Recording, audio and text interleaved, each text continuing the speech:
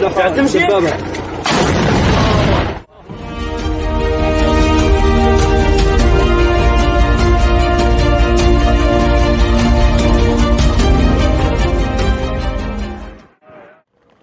is the Ukrainian-Polish border, the Shehiny-Medyka checkpoint. According to the latest UN data, a large proportion of Ukrainian refugees, mostly women and children, fled to Poland after Russia invaded Ukraine. Many spent days waiting to cross the border.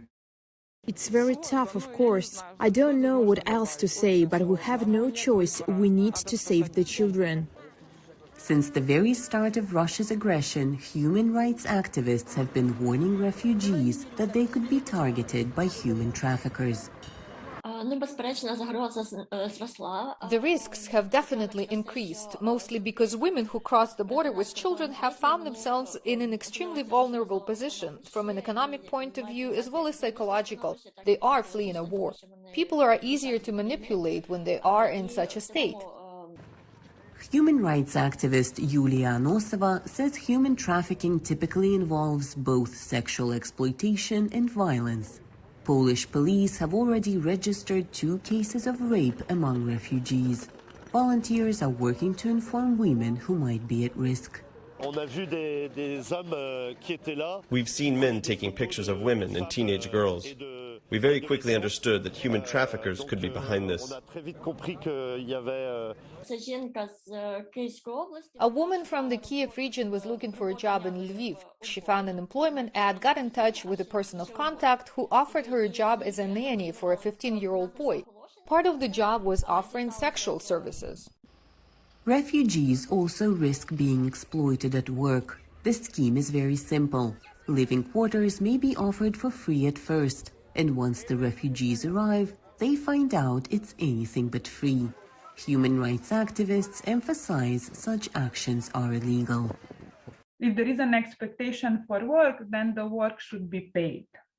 And very important. Moreover, if you have to work in the place where you live, or there is the same owner that requires you to work, I don't know, in a hotel, in a, I don't know, farm or wherever, and you are being hosted, that is a sign that you need to be aware that this is a vulnerable situation. Half of the displaced Ukrainians are children. Some cross the border without any papers. Some cross the border alone, without parents. Such children are at risk of ending up with someone suspicious, or worse.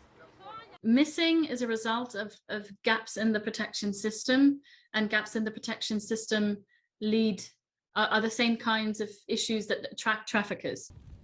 The organization called Missing Children Europe asks refugees to immediately report any missing children using their hotline.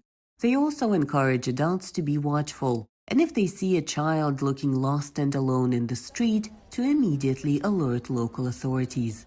For women, there is also advice about how not to become a victim of human traffickers. Ask for an ID card, for identifying them, if they have some card from the organization or something like that, to go to the tent to see if they have a tent. It's very important. If they have a tent with their name in the border, it means that it's a safe organization. Experts also advise refugees to take pictures of important documents on their phone, stay in a group, and keep handy the phone number for the police in any country they enter.